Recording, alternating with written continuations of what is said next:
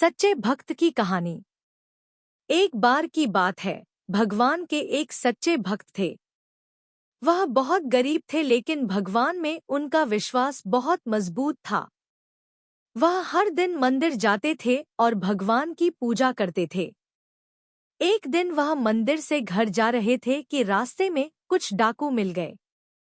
भक्त के पास कुछ सामान और भगवान की कीमती मूर्ति थी।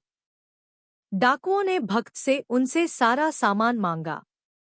भक्त ने डाकू को अपना सामान दे दिया, लेकिन उसने भगवान की मूर्ति नहीं दी।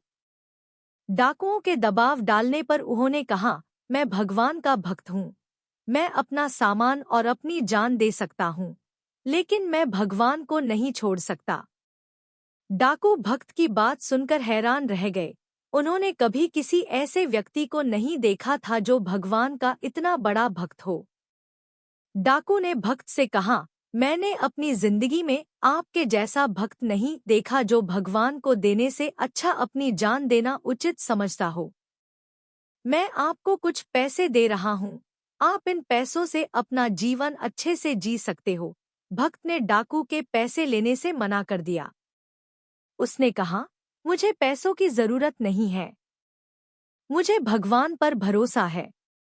वह मुझे सब कुछ देगा। डाकू भक्त की बात सुनकर और भी हैरान रह गया। उसने कभी किसी ऐसे व्यक्ति को नहीं देखा था जो भगवान का इतना बड़ा भक्त और इतना ईमानदार हो। डाकू ने भक्त से आशीर्वाद लिया और वहां से चला गया।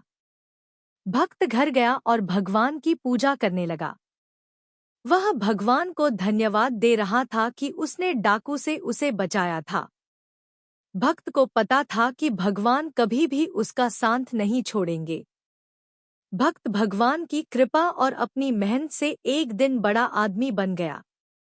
शिक्षा। सच्चे भक्त की कहानी से हमें शिक्षा मिलती है कि हमें हमेशा भगवान पर भरोसा रखना चाहिए। चाहे कितनी भी मुश्किलें आ जाएं, हमें कभी भी भगवान पर भरोसा नहीं छोड़ना चाहिए।